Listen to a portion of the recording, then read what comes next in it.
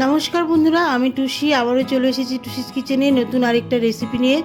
আজকে আমি সিজনে নতুন পটল দিয়ে পটলের দোরমা রেসিপি করব। রেসিপিটি গরম ভাতের সাথে খেতে অসাধারণ লাগে। চলুন তাহলে দেরি না করে শুরু করে দিই আজকের রেসিপি পটলের দোরমা। রেসিপি শুরু করার আগে যারা আমার চ্যানেলে নতুন আছেন তারা অবশ্যই আমার চ্যানেলটিকে লাইক কমেন্ট করে সাবস্ক্রাইব করে আমার পাশে থাকবেন। এখানে আমি 300 গ্রাম পটল নিয়েছি। পটলের হালকা খোসা ছাড়িয়ে পটলের মাঝখান দিয়ে চিড়ে নিয়েছি। আর পটলের ভেতরে যে বীজ শ্বাস আছে একটি চামচ দিয়ে সেগুলো বার করে নিয়েছি। এই যে পটলের শ্বাসগুলো কিন্তু আমি ফেলে দেব না, এগুলো আমি রান্নায় ইউজ করব। পটলের পুরের জন্য এখানে 150 গ্রাম চিকেন কিমা নিয়েছি। বোনলেস চিকেনের পিসগুলোকে ছোট ছোট করে কেটে মিক্সিতে মিহি পেস্ট করে নিয়েছি। এর মধ্যে দিয়ে দিচ্ছি সামান্য পরিমাণ লবণ, শুকনো লঙ্কার গুঁড়ো, হাফ চা চামচ জিরে গুঁড়ো, ধনে গুঁড়ো, দিয়ে দিচ্ছি 1 চা চামচ আদা রসুন পেস্ট। এই সব কিছু দিয়ে চিকেন কিমা ভালো করে ম্যারিনেট করে নেব।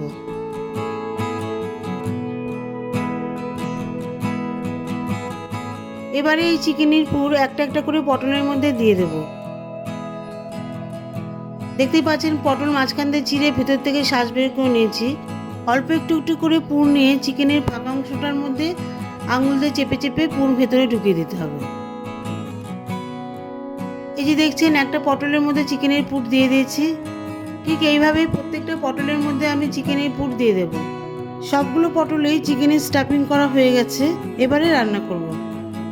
প্রথমেই একটি স্টিলের পাত্রে পরিমাণ মতো জল দিয়ে পটলগুলোকে সেদ্ধ করে নেব। পুরোপুরি পটলগুলোকে সেদ্ধ করব না, হালকা সেদ্ধ করে নেব। পটলগুলোকে একটি একটি করে জলের মধ্যে দিয়ে দিচ্ছি। মিডিয়াম হিটে পটলগুলোকে 5 মিনিট ধরে সেদ্ধ করে নেব। এতে পটলের মধ্যে যে কাঁচা ভাব আছে সেটাও চলে যাবে, আর ভেতরে যে চিকেনের পুর আছে সেটা সেদ্ধ হয়ে যাবে। পটলগুলি হালকা সেদ্ধ হওয়ার পরে একটি ছাঁকনি হাতা দিয়ে সব পটলগুলি তুলে নেব। দেখতেই পাচ্ছেন পটলগুলির ভেতরে যে চিকেনের পুর আছে সেটা কিন্তু হালকা সেদ্ধ হয়ে গেছে। এবারে একটি স্টিলের কড়াইয়ে দিয়ে দিচ্ছি ছোট 1 কাপ সর্ষের তেল। এর সঙ্গে দিয়ে দিচ্ছি হাফ চামচ ঘি। তেল গরম হয়ে গেলে ফোড়ন দিয়ে দিচ্ছি একটা মিডিয়াম সাইজের দারচিনি স্টিক, 4টে ছোট এলাচ, 4টে লবঙ্গ, একটা বড় এলাচ, ছোট্ট 1 টুকরো জয়িত্রীর পাপড়ি, হাফ চা চামচ গোটা জিরে, একটা তেজপাতা চিড়ে দিয়ে দিচ্ছি। এই সমস্ত ফোড়নগুলি ভাজা ভাজা হয়ে গেলে যখন ফোড়ন থেকে খুব সুন্দর একটা ফ্লেভার আসবে, দিয়ে দিচ্ছি একটি বড় সাইজের পেঁয়াজ কুচি।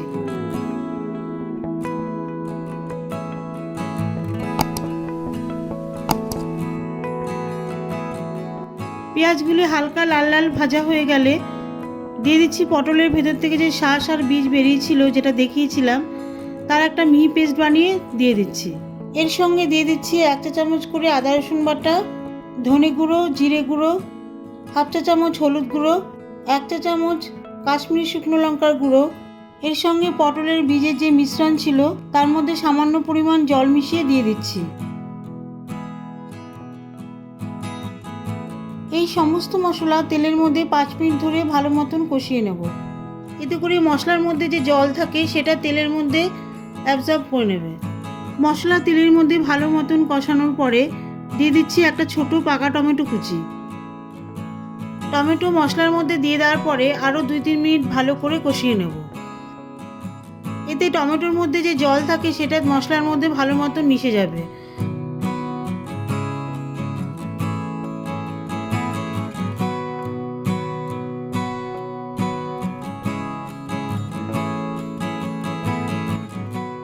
সবশেষে মশলার মধ্যে দিয়ে দিচ্ছি 2 টেবিল চামচ টক দই। টক দই এখানে আমি চামচ দিয়ে ভালো করে ফেটিয়ে নিয়েছি। টক দই দেওয়ার পরে কিন্তু গ্যাসের ফ্লেম স্লো করে দিতে হবে, নয়তো দই কিন্তু কেটে যেতে পারে। দই মশলার মধ্যে স্লো ফ্লেমে 2-3 মিনিট ধরে কষিয়ে দিয়ে দিচ্ছি 2 বাটি জল।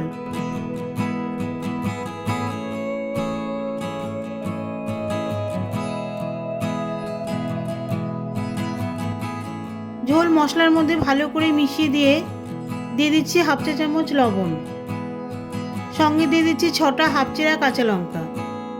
এই সময় কিন্তু গ্যাসের ফ্লেম আমি হাই করে দিয়েছি। ঝোল ফুটে এলে দিয়ে দিচ্ছি হাফ সিদ্ধ করা পটল, এখানে কিন্তু আমি পটলগুলি আলাদাভাবে আর তেলের মধ্যে ভাজিনি, যেহেতু আমি পটলগুলি আগেই সিদ্ধ করে নিয়েছি, তাই এখানে ভাজার কোনো প্রয়োজন নেই।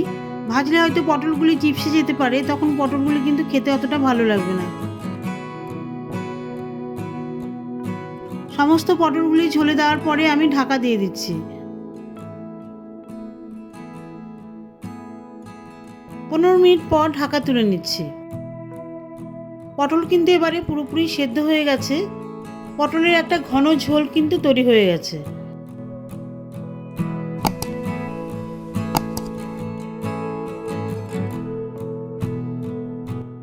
দিয়ে দিচ্ছি 1 চামচ গরম মশলার গুঁড়ো, সবশেষে দিয়ে দিচ্ছি 1 চামচ ঘি।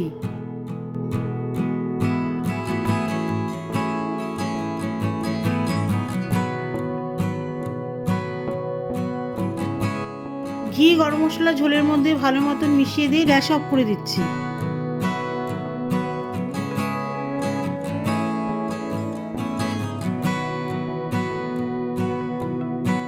চিকেনের পুর ভরা পটলের দোরমা পুরোপুরিভাবে রেডি।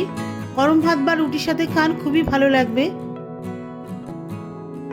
তাহলে বন্ধুরা, রেসিপিটি যদি খুবই ভালো লেগে থাকে, চ্যানেলটিকে সাবস্ক্রাইব করে আমার পাশে থাকবেন, লাইক করবেন, কমেন্ট করবেন, শেয়ার করবেন। আর নতুন নতুন রেসিপি নোটিফিকেশানের জন্য নোটিফিকেশান বেল আইকনটা অল ক্লিক করে রাখবেন।